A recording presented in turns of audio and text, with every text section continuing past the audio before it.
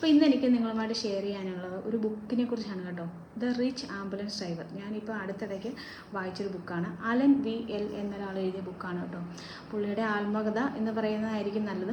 ഇത്രയും അടിപൊളി, ഈ അടുത്ത കാലത്ത് ഞാൻ വായിച്ചത് അടിപൊളിയായിട്ടുള്ള 1-2 ബുക്കുകൾ ഞാൻ അങ്ങനെ വായിച്ചു. അതിൽ എനിക്ക് ഇപ്പം നിങ്ങളോട് ഷെയർ ചെയ്യണം തോന്നിയ ഒരു ബുക്കാണ് കേട്ടോ.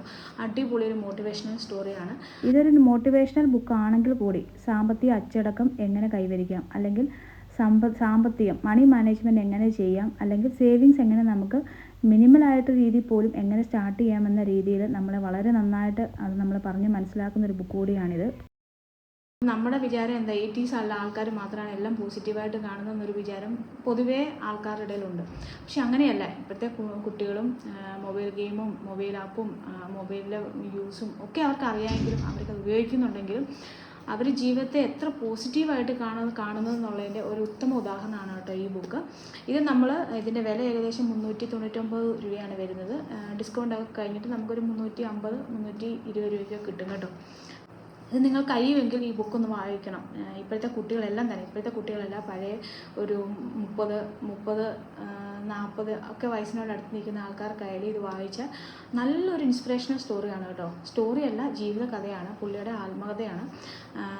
ഇത്ര പോസിറ്റീവായിട്ട് ലൈഫിനെ കണ്ട് കയറി വന്ന, സമൂഹത്തിൻ്റെ ഏറ്റവും താഴെ ലെവലിൽ നിന്നിട്ട് മുകളിലേക്ക് കയറി വന്ന ഒരു CEO എന്ന പദവിയിലേക്ക് ഉയർത്തപ്പെടാൻ മാത്രം പുള്ളിയുടെ കഠിനാധ്വാനം കൊണ്ട്, ഒരു ഗോഡ് ഫാദറോ ഒന്നുമില്ലാതെ, തല തൊട്ടപ്പനോ വഴി തെളിച്ചു കൊടുക്കാൻ ആൾക്കാരോ ഒന്നുമില്ലാതെ തന്നെ സ്വന്തം കഷ്ടപ്പാട് കൊണ്ടും സ്വന്തം എടുത്ത തീരുമാനങ്ങൾ കൊണ്ടും നല്ലതായിട്ടുള്ള തീരുമാനങ്ങൾ കൊണ്ടും ജീവിതത്തിലേക്ക് ഉയർന്നു വന്ന വ്യക്തിയാണ് കേട്ടോ. ജീവിതത്തിൻ്റെ മുൻനിര വ്യക്തിത്വത്തിലേക്ക് ഉയർന്നു വന്ന വ്യക്തിയാണ് പുള്ളി. പുള്ളിയുടെ ഗ്രാഫ് സക്സസിൻ്റെ സ്റ്റോറി തന്നെയല്ല, ജീവിതത്തിൽ തകർന്നു പോകുന്ന ഒരു മനുഷ്യർക്കും എങ്ങനെ കയറി വരാം, പിന്നീട് എങ്ങനെ റീസ്റ്റാർട്ട് ചെയ്യാം, ലൈഫ് എങ്ങനെ ഒന്നുകൂടി റീസ്റ്റാർട്ട് ചെയ്യാം, പരാജയങ്ങളിൽ നിന്ന് അല്ലെങ്കിൽ ഫെയിലിയറിൽ നിന്ന് ലൈഫ് എങ്ങനെ ഒന്നുകൂടി റീസ്റ്റാർട്ട് ചെയ്യാം ഉള്ള ഒരു ഉദാഹരണമാണ് കേട്ടോ ഈ ബുക്ക്. നിങ്ങൾ കഴിവെങ്കിലും ഇത് വായിച്ച് നോക്കണം.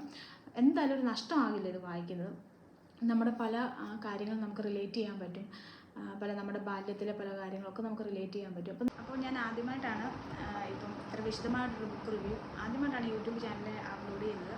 മുമ്പേ എല്ലാ ഷോർട്സാണ്, ചെറിയ പാട്ടൊക്കെ ഇട്ട് ഷോർട്സാണ് അപ്ലോഡ് ചെയ്തിട്ടുള്ളത്. അപ്പോൾ ഞാൻ ചെയ്യാനുള്ള പ്രധാന കാരണം എൻ്റെ ക്യാമറ നോക്കി സംസാരിക്കാനുള്ളൊരു പേടി മാറ്റാൻ വേണ്ടി ഞാൻ സ്വന്തമായിട്ടെടുത്തൊരു ഇനിഷ്യേറ്റീവാണ് ഇത്. അപ്പോൾ നിങ്ങളെല്ലാവരും ക്ഷമിക്കുക. അപ്പം ഇഷ്ടപ്പെട്ടെങ്കിൽ കമൻറ്റിലൂടെ പറയാം, ഇഷ്ടപ്പെട്ടില്ലെങ്കിലും കമൻറ്റിലൂടെ നിങ്ങൾ എന്നെ അറിയിക്കാൻ ശ്രമിക്കണം. എനിക്കറിയാവുന്ന ഒരു ബുക്കിനെ കുറിച്ച്, അല്ലെങ്കിൽ ഞാൻ വായിച്ചൊരു ബുക്കിനെ കുറിച്ചിട്ട് എനിക്കറിയാവുന്ന കുറച്ച് കാര്യങ്ങൾ ക്യാമറ ഓൺ ചെയ്ത് പറഞ്ഞതേ ഉള്ളൂ കേട്ടോ. അതിൻ്റെ ഒരു ചെറിയൊരു ശ്രമമായിരുന്നു. പാളിപ്പോയെങ്കിൽ ക്ഷമിക്കുക, അഥവാ നന്നായിട്ടുണ്ടെങ്കിൽ നിങ്ങൾ പറയുക കേട്ടോ. അപ്പം നിങ്ങൾ എന്ത് തന്നെയായാലും നിങ്ങൾ കമൻറ്റിൽ പറയാൻ മറക്കല്ലേ. അപ്പം അടുത്തൊരു വീഡിയോ ആയിട്ട് വീണ്ടും കാണാം. Bye bye.